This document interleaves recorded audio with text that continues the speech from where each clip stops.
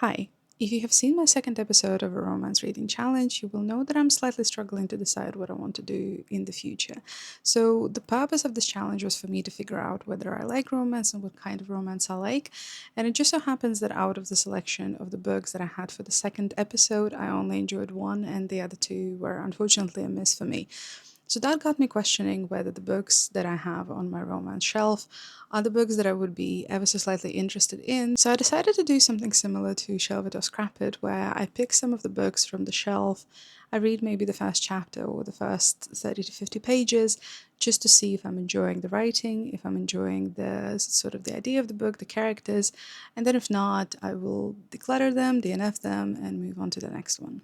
Okay, so this is the current state of the shelf after the second episode. Second episode didn't go very well. I am kind of a little bit disappointed in some of the romances that I have on the shelf, so I want to do a bit of a purge. So after the second episode, The Paradise Problem and Norgozo Script are leaving my shelf. I DNF'd both, and I have very little interest in attempting to read them again. The Paradise Problem I got further in than Norgozo Script.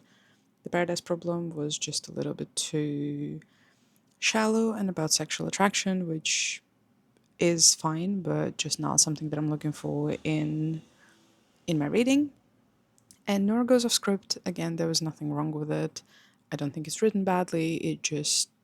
It was not something that I was interested in reading. I felt like a lot of books would fit that same description, so that's also leaving my shelf. Now, there's two more that I think I want to take out right away. One is The Unhoneymooners by Christine Lauren. Like I had mentioned in the second episode, it's the same author and it's lower rated than The Paradise Problem, so I have every single reason to believe that I am likely going to enjoy it less.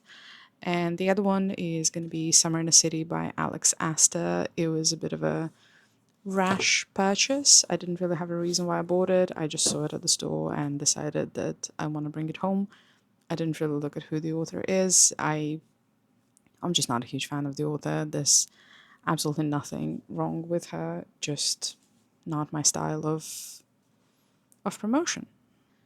So with those four out of the way, there's 16 books on a shelf, and like I had mentioned before, I'm moving in September, so it's very much in my best interest to try and declutter as many books as I can, especially if I believe that those aren't going to be books that I would be interested in reading. So I think I'm going to start with Any Trope But You by Victoria Levine.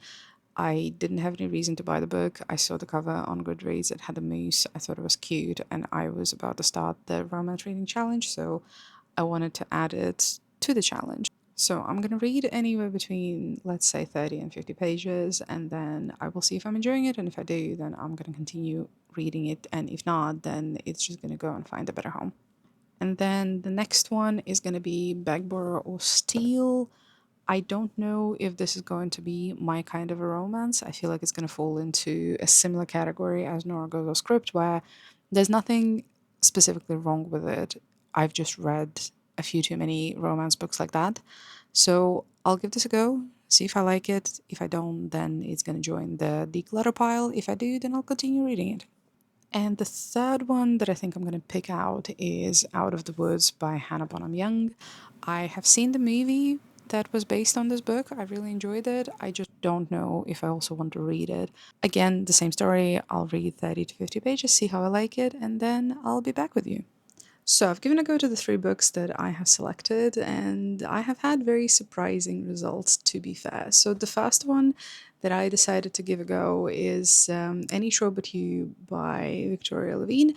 And in all fairness, I expected myself to put this in my declutter pile, but I've actually had a lot of fun. So this is her debut.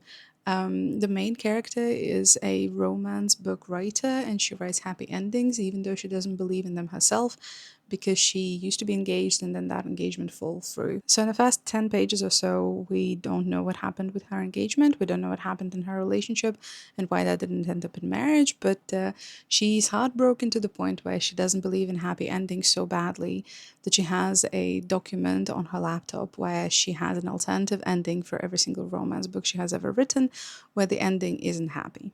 So, based on Goodreads reviews and based on the synopsis, I thought it would be one of those romances that kind of feels like a story that I have read one too many times. But so far, I'm really enjoying the writing style. I really like her sense of humor.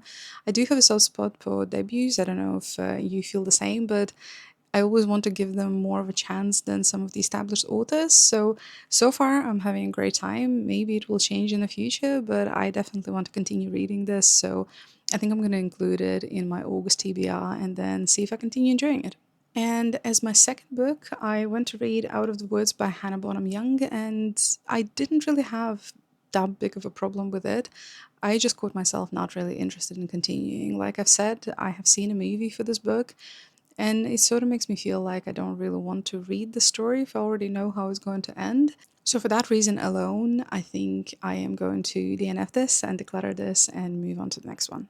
And the third book that I selected was Beg, Borrow, Steal by Sarah Adams. It's part of the series, it's a book three, but I don't think they're interconnected, so I think you can actually read them as standalones. I started reading it. I didn't have an issue with her writing style. I just wasn't really interested in what's going to happen with these characters. I wasn't the biggest fan of them.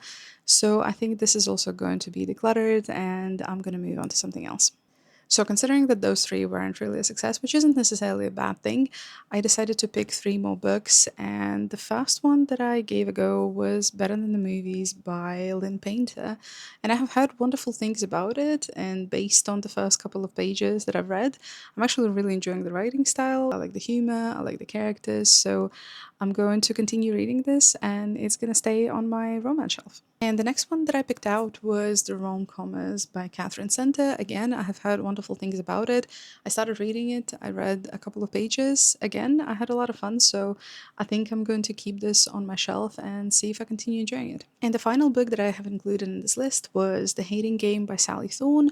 Again, I've heard pretty good things about it. It has a movie adaptation that I have already seen, and this has sort of fallen into the same category as Out of the Woods. I don't hate it, I just don't particularly love it. And because I've already seen the movie, I already know what's going to happen with these characters, I don't really feel the need to continue reading it. So I think this is also going to be a declutter, and I'll give other books a go. Okay, so we are back to the shelves, and I currently have 13 books sitting on my romance shelf.